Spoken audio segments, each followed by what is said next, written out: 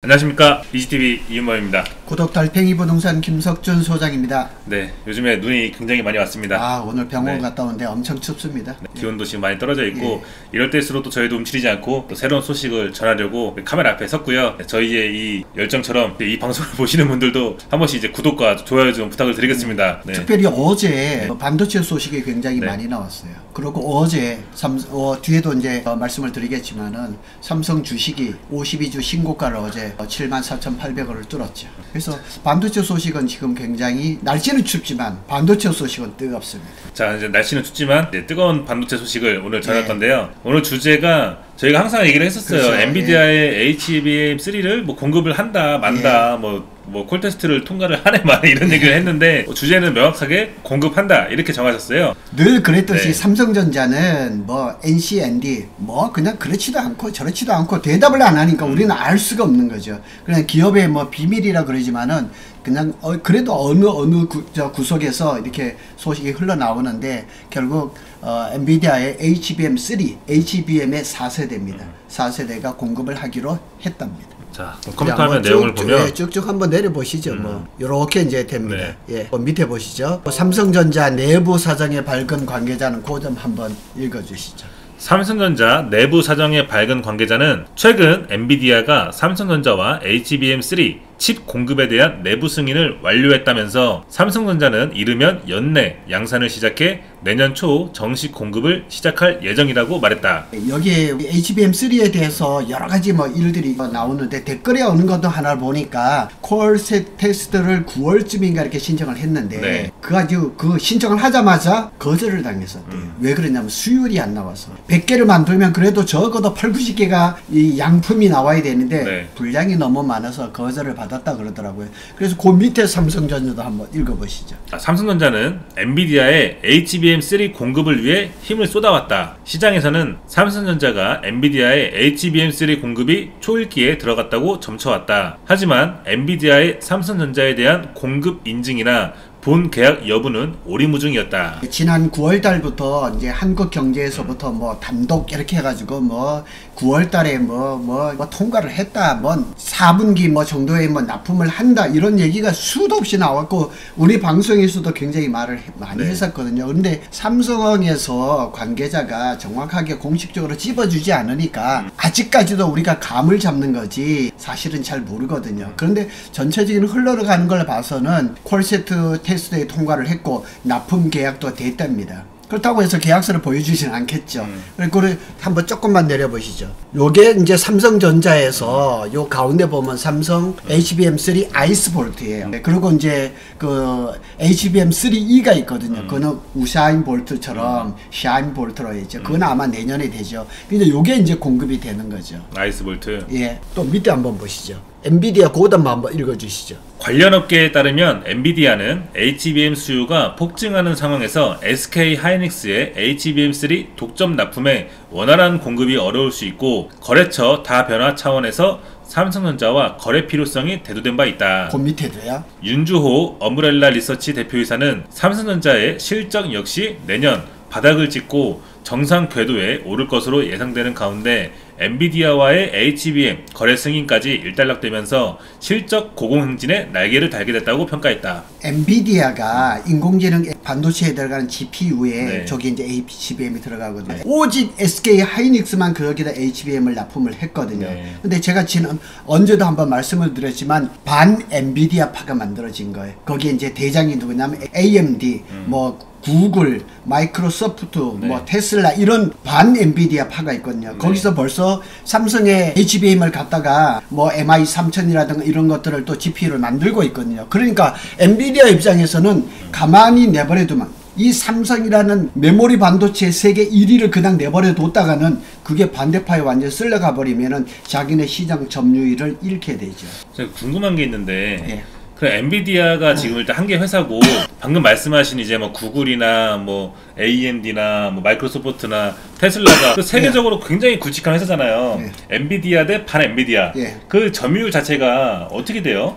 그러니까 저기 엔비디아가 그 인공지능 반도체의 그 점유율을 적게는 80%, 많게는 90%를 점유를 하고 그 시장에서 거의 네. 독식을 하고 있고요. 제가 요 블로그를 어제 썼는데요. 네. 요 앞에 블로그를 하나를 썼는데 엔비디아가 최근에 들어서 주식이 4배가 뛰었어요. 네. 그래서 엔비디아 직원 중에서 10수년을 이제 근무했던 사람들은 주식이 그냥 엄청나게 뛰어버리니까 쉽게 말해서 부자가 돼버립니다. 그래서 열심히 일할 필요가 없는 거죠. 네. 반휴직 상태예요. 그 정도로 엔비디아가 잘 나가거든요. 그런데 반 엔비디아 파들은 우리 속된 말로 손가락 빨고 있는 거죠. 점유율이 10% 남짓인 거예요. 그러니까 이걸 따라가지를 못하는 거예요. 그래서 이 시장이 이제 내년에는 시장이 점점 더 커질 거고, 전에도 말씀드렸지만은 작년에 GPT가 나온 지가 11월 30일이었어요. 딱 1년 지났거든요. 그럼 내년 되면 인공지능 시장이 점점 커질 건데 그 물량을 SK 하이닉스 하나 가지고는 절대 감당을 못 하거든요. 그러니까 삼성을 끌어들인 거죠. 그래서 만일 여기 통과를 했는데 삼성이 뭐 수율이 좀 적게 나오더라도 네. 성능이 조금 적게 나오더라도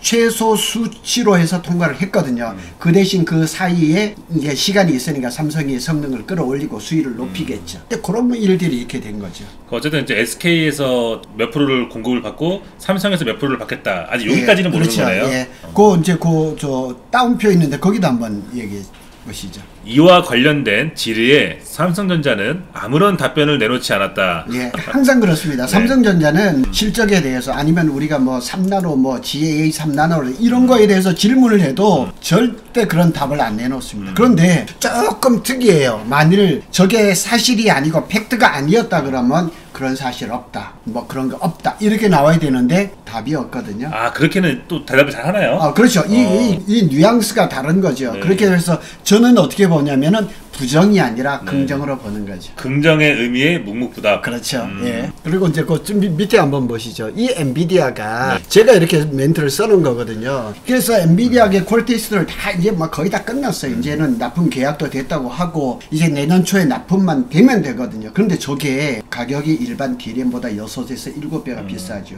그런데 또 HBM에 대해서 다른 얘기를 또 기사를 제가 또 봤는데 D램은 있죠. 삼성에서 예를 들어서 DDI5라 그러면 스펙이 딱 정해져 있어요. 정해져 있어서 그 정해진 그 D램을 무한정 생산해서 그냥 재고를 쌓아놓고 팔면 되는데 HBM은 달라요. 이 D램을 6장, 8장씩 이렇게 쌓아 올리는데 엔비디아하고 삼성하고 얘기를 하는 거 스펙을 정하는 거예요. 이 HBM을 스펙을 어떻게 하고 이렇게 하면서 이 HBM이 파운드리처럼 되는 파운드리가 이제 위탁 생산 OEM처럼 이렇게 되잖아요. 그러면 엔비디아가 요 HBM은 요렇게 스펙을 요렇게 해서 요렇게 생산해 주죠. 이게 파운드리처럼 돼버린 거예요. 그렇게 되면은 삼성전자가 이 HBM이 메모리 반도체 D램이지만은 파운드리처럼 돼가지고 가격 결정 권한이라든가 기술 스펙이라든가 이런 것들이 좀 달라진다는 얘기죠. 그러면 GBM 시장이 커지면 커질수록 삼성전자, SK하이닉스한테는 굉장히 유리하고 실적 개선에 굉장히 좋아진다는 얘기죠. 그래서 이 HBM이 올 한 해 반도체를 그냥 아주 꿰뚫고 있는데 굉장히 좋은 거죠. 밑에 한번 또 보시죠. 이게 이제 반도체 공장인데 이게 평택 캠퍼스 내부입니다. 클린룸이죠. 예. 요게 1층, 2층, 3층으로 해서 하나가 된 거죠. 그래서 요 신문 내용이 한국경제에서 지난 9월 달에 그런데 삼성전자, 엔비디아 뚫었다. HBM3 공급 합의했다는. 근데 저게 9월 달부터 저렇게 계속 나왔었거든요. 3개월 지났네요. 네. 그런데 이제야 공급 계약이 되고 그것도 해를 넘겨서 내년 초부터 납품을 한다는 거죠. 공급 합의니까 계약이 단계는 아니니까 또 조건을 걸었고 그 조건이 이제는 이제 어느 정도 그렇겠죠. 해결됐다. 이제 뭐 약간 MOU처럼 니네들이 이렇게 맞춰주면 우리가 하겠다. 공급을 받겠다 이런 정도였었겠죠. 밑에 또 한번 보시죠. 여기 한번 보죠. 요게 이제 어제 나온 신문인데 내년 1분기에 모바일 디램 이제 스마트폰이나 이렇게 들어간 D램이죠. 모바일 D램하고 낸드 플래시가 가격이 폭등할 거라. 급등이 아니라 폭등. 그래서 여기 보면은 요 표에 여기 한번 이렇게 표시를 해주시죠. 크게 이렇게. 여기요? 예. 여기에 보면은 모바일 D램은 내년 1분기에 18에서 23%. 그 다음에 또 밑에도 보면은 낸드 플래시죠. 낸드 플래시는 핸드폰에 스마트폰에 제일 많이 들어가죠. 18에서 23%가 오른다는 거죠. 1분기를 얘기하는 게 1분기. 분기에. 근데 요렇게 된 이유가 뭐냐면은 작년에 이제 뭐 우리가 평택 캠퍼스 슬로우 다운 이렇게 되면서 건설 공사도 늦췄지만은 반도체를 100개를 생산하던 걸 뭐 70개, 60개, 50개 줄였죠. 감산을 했죠. 낸드 플래시는 거의 반토막 났었거든요. 그러니까 수요는 이제 살살 살아나는데 공급이 적었던 거죠. 그런 여파도 크고 또 한 가지는 뭐냐면 코로나가 한 2, 3년 전에 있었잖아요. 그때 이제 이런 모바일 기기를 샀던 사람들의 교체 이제 수요가 딱 맞아 떨어진 거예요. 그러니까 저도 이렇게 샀지만은 이거 갤럭시 23을 샀지만은 내년에 24가 나오잖아요. 24를 사고 싶은 마음이 또 생기는 거예요. 그런 교체 수요가 막 물리면서 D램하고 낸드 플래시가 내년에 급등할 거라는 거죠. 그러면은 삼성전자가 제가 늘 말씀드리지만 올해 4분기까지는 반도체 DS 부분은 적자예요. 그렇지만 내년 1분기에는 무조건 흑자입니다.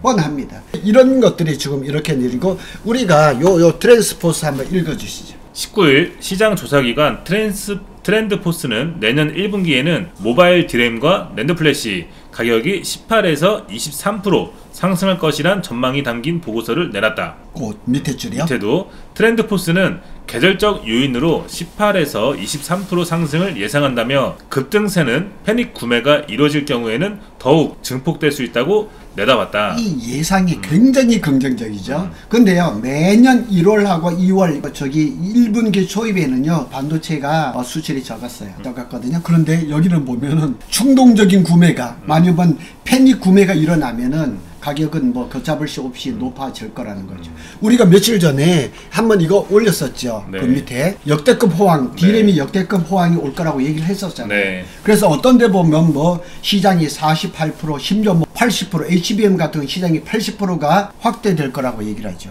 근데 또 말씀드리는 거지만 우리 평택 캠퍼스는 세계 최대의 메모리 반도체 클러스터. 그러니까 메모리 반도체는 D램하고 낸드 플래시가 있으니까 우리 평택 캠퍼스가 살아나는 거는 당연한 거죠. 그리고 이제 그 트렌드 포스 맨 마지막 줄도 한번 읽어주시죠. 트렌드포스는 가격 상승으로 구매자들이 안전하고 경쟁력 있는 가격으로 재고를 확보하기 위해서 적극적으로 구매를 늘리고 있다고 분석했다. 올해 반도체가 가격이 이렇게 완전히 속된 말로 죽을 썼던 이유 중에 하나가 뭐냐면은 코로나가 거의 끝나갈 즈음에 이렇게 협력 고객사들이 이게 좀 반도체 재고를 많이 쌓아놨었어요. 삼성도 재고를 많이 쌓아놨거든요. 그런데 갑자기 수요가 확 줄어버리니까 그 재고를 소진하는데 시간이 많이 걸렸던 거예요. 물량을 쌓는 건 많은데 그래서 그 재고가 이제 많이 소진이 돼서 다시 재고를 확보를 해야 되잖아요. 그러면서 시장이 급등할 거라는 거죠. 그러니까 이런 뭐 트렌드 포스라든가 이런 것들은 우리 국내 이 언론사에서 분석하고 하는 거하고는 전혀 다릅니다. 정말 공신력이 있습니다. 쟤들이 하는 말은 믿을만 합니다. 어떻게 보면 좀 제철 과일하고 비슷하네요. 그렇죠. 이게 뭐 봄철이나 겨울철에는 수박이 요만한 게 엄청 비싸잖아요. 나오긴 예. 하는데 여름에는 또 싸고요. 예. 그런 건 비슷하네요. 예, 그렇습니다. 예. 또 밑에 한번 보시죠. 이게 제가 우리 지난주에 우리가 방송을 드렸던 거죠. 그런데요, 어제 지금 나오는 그 상황을 봐서는 내년에 이제 그 D램이 847억 달러, 후년에 1000억 달러를 하는데 저 1000억이 아니고요. 1200억인가 1300억을 얘기를 하는 거예요. 그러니까 예, 1200에서 1300억을 얘기를 하는 거예요. 300까지. 예. 그러니까 지금 지금 전망치가 점점 더 좋아지고 있는 거예요. 적어도 10%가 아니라 한 20% 내지 30% 정도 더 업이 되는 거죠. 그래서 요 전망이 계속 업그레이드 되고 있고 여기 한번 저 보시죠. 고객사 수요가 지속적으로 늘어나고 있지만 또 업체 가동률이 올라가는 속도는 높지 않기 때문이다. 이게 무슨 얘기냐면 아까 얘기했잖아요. D램이라든가 낸드 플래시를 감산을 했잖아요. 그래서 기계 가동을 멈췄단 말이에요. 근데 수요는 늘어나지만은 이 가동을 하루만에 이렇게 가동을 할 수가 없는 거예요. 제가 늘 말씀을 드리지만은 반도체 웨이퍼가 라인에 한번 들어가면은 이게 완제품 나오는데 길게는 3개월 걸려요.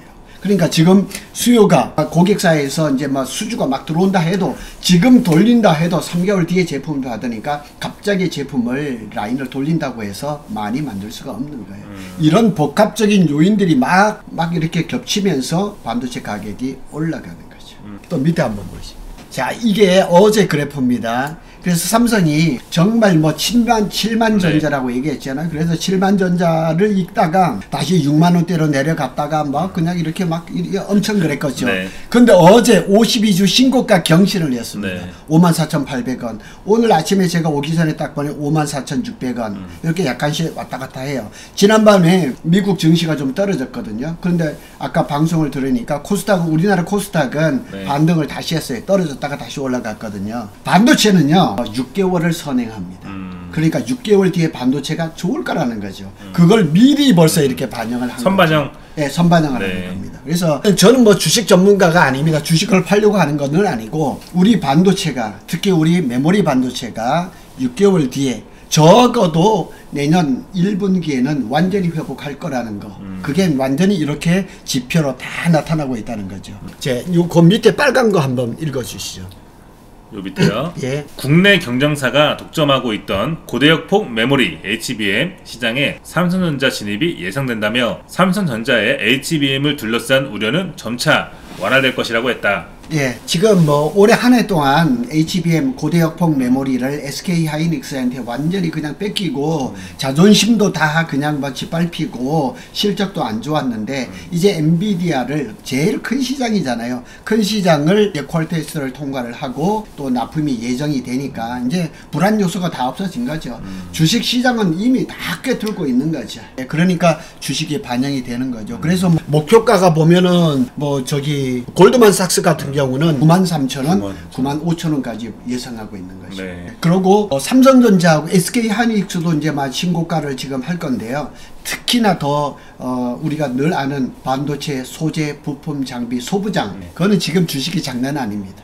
여기 HBM 관련 그 다음에 3나노 관련 이런 것들은 뭐 지금 주식이 올해 뭐 엄청 거기는 지금 호황입니다. 그렇다고 저희가 주식을 권장하는 건 아니에요. 저희는 뭐 부동산 채널이기 때문에 우리는 이 흐름을 보면서 메모리 반도체가 D램이라든가 낸드 플래시가 내년에 시장이 어떻게 될 건가 또 평택 캠퍼스가 이런 그 데이터를 바탕으로 해서 어떻게 살아날 건가 이런 걸 전망하는 거지 우린 주식 전문가 절대 아닙니다. 저 주식 잘 몰라요. 혹시 오해하실까봐. 네, 거기 마지막 한번 보시죠. 거기도 이제 한번 빨간 거 위에 줄부터 한번 보시죠.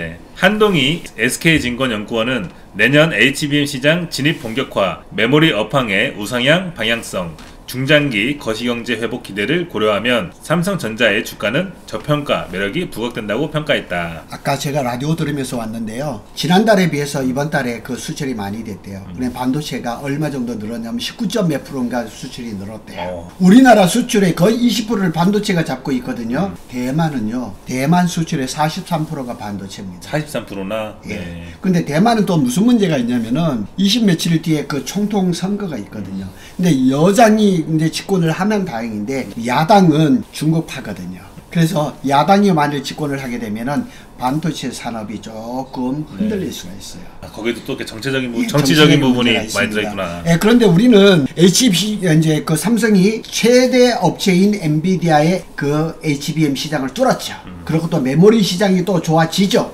그러니까 이게 뭐 호재가 하나가 아닌 거예요. 그냥 뭐 또 HBM이라는 게 D램 속에 있는 한 종류지만 워낙에 또 D램을 잘하는 삼성전자가 호재를 받은 거죠. 그 밑에 것도 한번 읽어주시죠. 김선우 메르츠증권 연구원은 한국의 반도체 수출은 올해 2분기부터 회복세를 보였고 4분기부터 전년 대비 성장세로 전환했다며 완만한 업황 개선과 함께 한국의 반도체 수출 성장률은 내년 하반기까지 지속 개선될 것으로 보인다고 말했다. 예.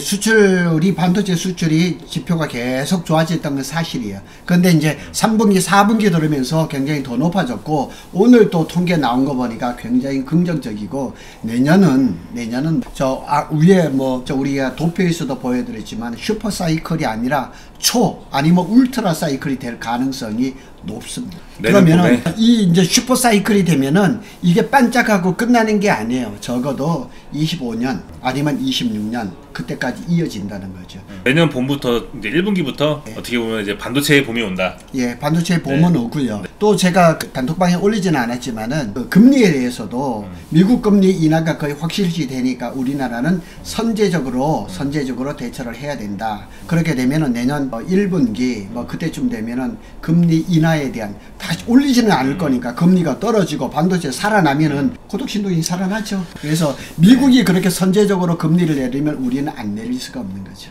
그래서 지금 많은 사람들이 반도 삼성을 자꾸 전화 오면 다 그렇게 해요. 삼성이 어렵다면서요. 어쩌고 저쩌고 얘기하거든요. 제가 여기 밴드 이렇게 저기 늘 보여드리잖아요. 밴드에 구인 광고 보시면은요, 들어가 보시면은 거의 삼성으로 도배되어 있습니다. 삼성으로 도배되는데 그 중에 거의 그냥 90 몇 프로가 평택 캠퍼스입니다. 제가 늘 말씀을 드렸잖아요. 이 구인 광고를 보면서 여기에 그냥 삼성이 빽빽하게, 평택 캠퍼스가 빽빽하게 올라온다면은 살아났다고 말씀드렸잖아요. 됐어요. 그래서 제가 느낌상으로 봐도 95% 이상 이게 구인 광고가 집중되고 있는 거는 평택 캠퍼스 4기, 5기에 집중되고 있다는 거죠. 아니 근데 갑자기 또 생각났어요. 그 지난주인가요? 지금 이렇게 반도체가 지금 호황기로 접어들려고 준비를 하고 있는데 어떤 그 전에 삼성전자 그 직원 부장 출신이 그 중국 모 회사에다가 기술 갖다 팔아가지고 예. 자기 뭐 수백억 받고 근데 수조 원의 이제 피해를 봤잖아요. 그 일은 끊임없이 이렇게 벌어지는데요. 네. 근데 삼성에서는 얼마 전에 그 이제 직원 고위 임원을 하는데 그 국정원 출신 사람을 한 사람을 또 스카우트 했더라고요. 그래서 이제 만일 반도체 연구원 출신, 영업이나 뭐 이런 쪽에서 그렇게 중요한데 제가 직접 들었습니다. 삼성전 부장님한테 들었는데 기술 파트에 있던 사람들이 퇴직을 하면 그 국정원에 이런 사람들이 끝까지 추적을 한답니다. 얘가 어디로 가는지 다 보고 다 밟고 있답니다. 아니 이건 좀 국가적인 차원에서 뭔가 좀 제재를 가하든지 또 그런 사람들은 좀 엄벌이 처벌을 해야 될 것 같아요. 근데 처벌이 너무 약해요. 너무 약해요. 너무 약하다 보니까 속된 말로 깜빵 한번 갔다 오지 뭐. 그리고 수십억. 요번에 그 발표된 건 수백억을 받았대.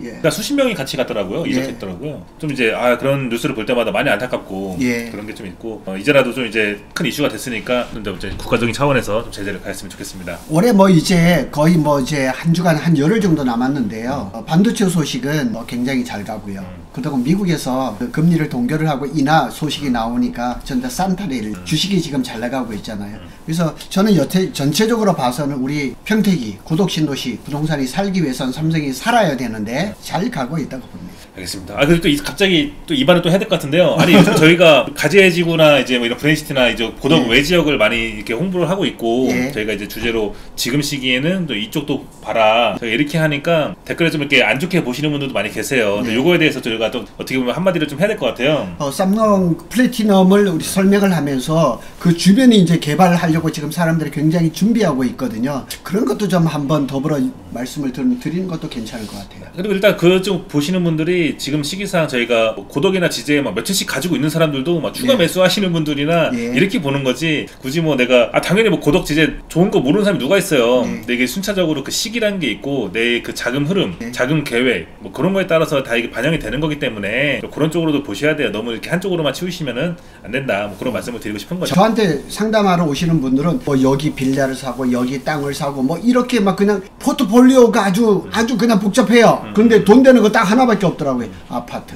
그래서 나머지들 정리를 해서 우리나라에서 부동산 투자에서 우리는 대규모 투자가 아니잖아요. 그냥 아파트 한 주택 뭐 이렇게 하는 거 보면은 아파트 투자가 공인중개사 입장에서 봐도 가장 확실하고 그런 투자 같습니다. 가장 뭐 투자 대비해서 가장 또 이렇게 실이익을 볼 수 있는 투자처는 아파트가 가장 주택 시장이 맞는 것 같고요. 네, 오늘도 저희가 기분 좋은 소식을 전했습니다. 연말에 이제 아마 이게 크리스마스 전에 이제 방송이 나갈 것 같은데 이게 이제 우리 모두한테 크리스마스 선물이 됐으면 좋겠고요. 저희가 이제 최근에 카카오톡 오픈 채팅방을 좀 활성화를 많이 하면서 자료들을 매일매일 공유를 해드리고 있어요. 아래 이제 링크에 저희 링크 달아드릴 테니까 많이 참여하셔서 같이 이렇게 정보 나누셨으면 좋겠습니다. 네, 오늘도 뭐 최저 기온이 뭐 17도까지 내려간다고 해요. 이렇게 저희 구독자분들 이 방송을 지금까지 시청해주신 분들은 찐팬들이거든요. 모두들 건강 유의하시고요. 다음에도 저희가 또 유익한 영상으로 인사드리도록 하겠습니다. 시청해주셔서 감사합니다.